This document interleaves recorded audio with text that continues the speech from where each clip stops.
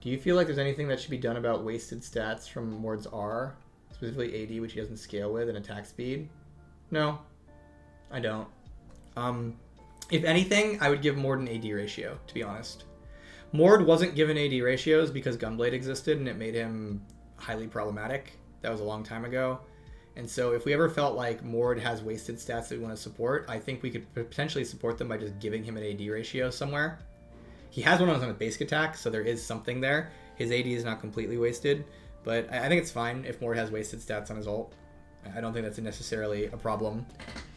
You know, kill different characters, get different things.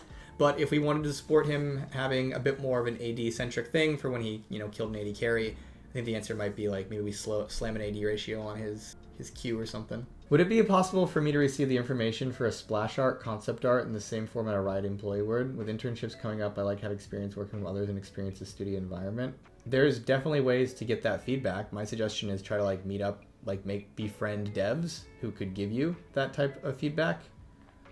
And it's just, I'll just say it's hard, dude. There's lots and lots and lots of people who want feedback from game devs, right? Like, I get a lot of requests all the time of like, hey, can I have feedback on this champion design I had? Hey, can I have feedback on this piece of art that I have? And it's not that I don't want to give people feedback, but it's just like, it's not really feasible for any individual dev to give any individual person feedback. And then also there's actually, one of the hard parts about giving people feedback on certain things is actually there are legal ramifications that you have to think about. So as an example, Riot used to have a champion idea forum, and champion designers were told to avoid the champion idea forum. Agent Awesome 9, thank you for the Prime sub, by the way. And they were told just like, hey, don't go on there. And the reason is that the second you start looking at and responding to players' champion ideas, what happens if a character who like looks similar to some idea that was on that forum shows up in the game? Suddenly there's this question of, did you make it? Did the player make it? Things like that, and it gets kind of complicated. And so it's often makes sense for devs to like not accept character ideas and not like accept them for evaluation. That's one of the possible reasons for not doing that, is it actually opens up some things. Like I have a friend who to this day swears that they had the idea for ILLAOI because around the time we made ILLAOI, they sent a champion idea to Riot that was very similar to the character that ILLAOI ended up becoming. And they're like, I don't care what you say, August. Clearly, Riot took my idea. And while it is true that their idea was similar to the ILLAOI that ended up coming out, I know how ILLAOI was made, and I guarantee you that the designer did not see that idea submission from that person, right? But it's just a question of, you know, it gets muddy, and so that's also something you have to think about. But anyways, if you are looking for a way to get feedback on your stuff, I would suggest trying to join or interact with communities that have people who could give you that kind of feedback, right? And so if you have a friend who's an artist, they can help you out. If you go to a con and you meet a game artist there and show them the thing you're looking at, like maybe they could give you some pointers, things like that. There are a number of ways, and I think a lot of the ways are through networking and just being social and making friends. Yeah. Not gonna lie, all Riot changes feels to protect terrible players from getting flamed. You could say that, but it's just generally not true. Like, if you feel that way, I understand why you feel that way. But it turns out that there's a lot of changes you can do that are good, because it turns out that players treating each other poorly in a game does not make the game better, does not make more people want to play the game, does not make for a vibrant community that keeps playing the game over the long run. There's generally this perception, usually from angry gamers, that like games are too soft and you should just let people treat each other terrible. You'll never survive in a COD lobby, all that kind of stuff. And it's generally been shown that games that have some degree of moderation on how players treat each other tend to do better and have bigger communities. Like, one of the #1 reasons people often report for like leaving a multiplayer game community is players treating them poorly. Like, that's like one of the #1 issues in many given games for like why players stop playing a game is player toxicity.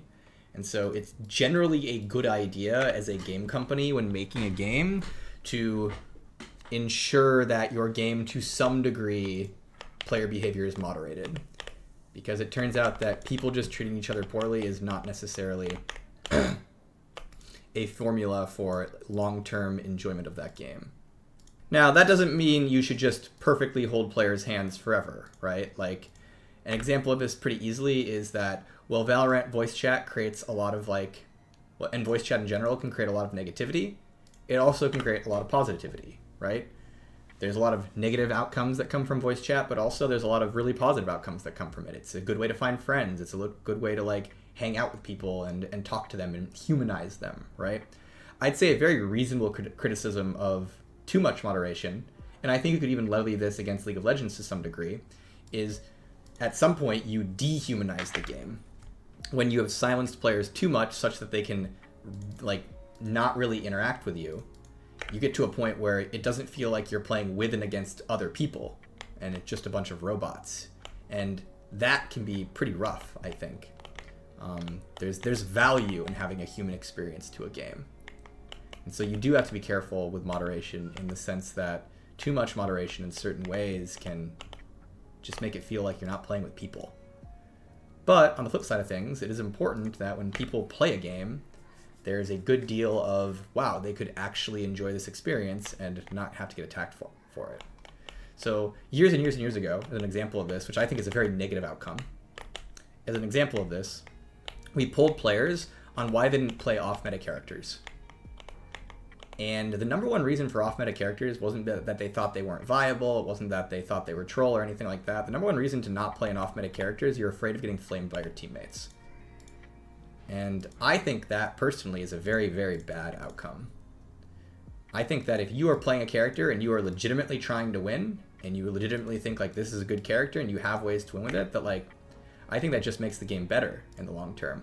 And so when you have situations where fragile, angry players are upset because you picked, you know, Bard top before it even, like, has a chance to breathe, I think that's, like, not necessarily ideal for the game, those situations.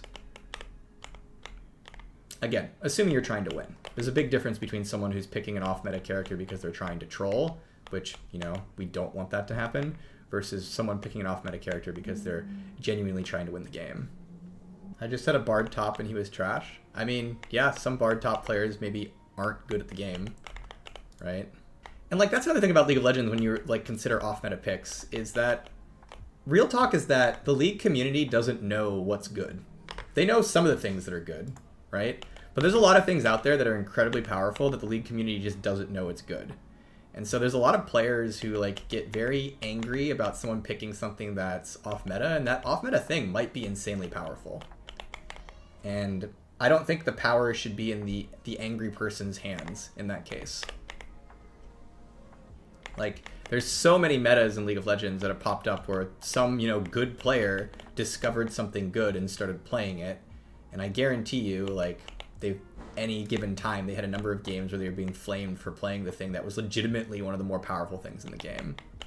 I've had so many characters pop up over the years that have just been completely busted despite being off meta. And eventually they'd catch on and it's like, oh wow, that was crazy.